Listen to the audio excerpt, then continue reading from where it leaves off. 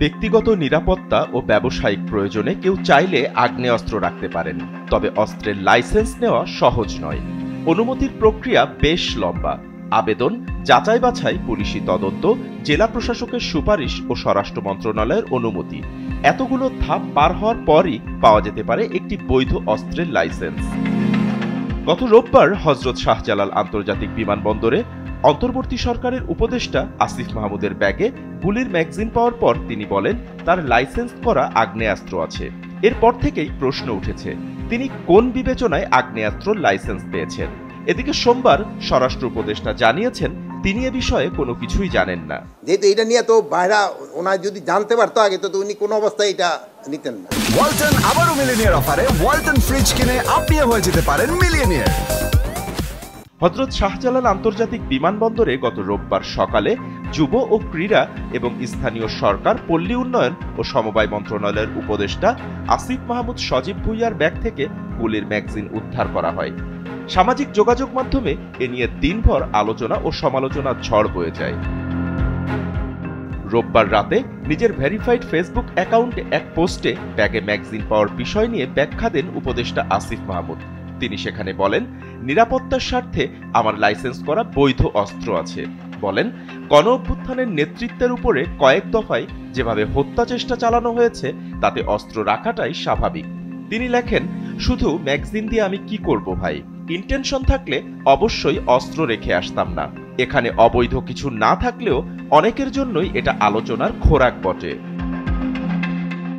আগ্নেয়াস্ত্র লাইসেন্স প্রদান, নবায়ন ও ব্যবহার নীতিমালা 2016 এর ধারা 3-এ ব্যক্তি পর্যায়ে আগ্নেয়াস্ত্র লাইসেন্স দেওয়ার ক্ষেত্রে ব্যক্তির যোগ্যতা সম্পর্কে যা যা বলা হয়েছে তার মধ্যে রয়েছে বাংলাদেশের নাগরিক হতে হবে, শারীরিক ও মানসিকভাবে সমর্থ 30 থেকে 70 বছর বয়স সীমার মধ্যে হতে হবে, ব্যক্তি শ্রেণীর করদাতা হতে হবে, পিস্তল, রিভলভার, রাইফেলের ক্ষেত্রে আবেদনের পূর্ববর্তী 3 বছর ধরে কমপক্ষে 3 লাখ টাকা করে কর দিতে হবে, শটগানের ক্ষেত্রে কমপক্ষে 1 লাখ টাকা। এছাড়া প্রবাসী ও দ্বৈত নাগরিকের ক্ষেত্রে আরও কিছু শর্ত রয়েছে। তবে নীতিমালার 32 ধারায় বিশেষ প্রাধিকার পাবেন এরকম 10 ধরনের ব্যক্তির কথা বলা হয়েছে। তাদের মধ্যে স্পিকার, ডেপুটি স্পিকার, মন্ত্রী, প্রতিমন্ত্রী, উপমন্ত্রী ও সমমর্যাদা সম্পন্ন ব্যক্তিরা রয়েছেন। তাদের ক্ষেত্রে আয়কর পরিষদের বাধ্যবাধকতা নেই।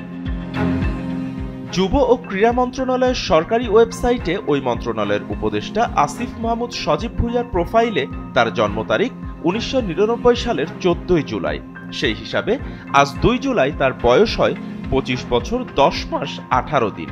সুতরাং বয়সের শর্ত পূরণ না হয় সাধারণ নিয়মে তিনি আগ্নেয়াস্ত্র লাইসেন্স পাওয়ার যোগ্য নন। মায়ের আত্মনাদ শেষ আমার ছেলের আদর করে আমার গেঞ্জি পরে দেবো। আমি আমার বাবাকে শুধু একটাবার জড়িয়ে ধরতে চাই। যে কথা যায়নি বলা এসএটিভির এই প্ল্যাটফর্মে সে কথাগুলোই বলবেন আপনি, শুনবে গোটা বিশ্ব। আর এই আয়োজন নিয়ে থাকবো আপনাদের সাথে।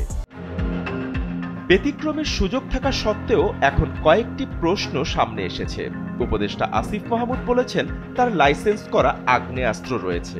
প্রশ্ন হলো তিনি কোন ধরনের আগ্নেয়াস্ত্র লাইসেন্স নিয়েছেন, কোন সময়ে নিয়েছেন? বিমানবন্দরে যে ম্যাগাজিন ধরা পড়েছে তা পুলিশ হেফাজতে নিয়ে পরীক্ষা নিরীক্ষা না করেই কেন তার প্রোটোকল অফিসারকে দেয়া হলো? এবং উড়োজাহাজে বৈধ অস্ত্র হ্যান্ডব্যাগে বহনের সুযোগ নেই। এসব প্রশ্নই এখন ঘুরপাক খাচ্ছে জনমনে।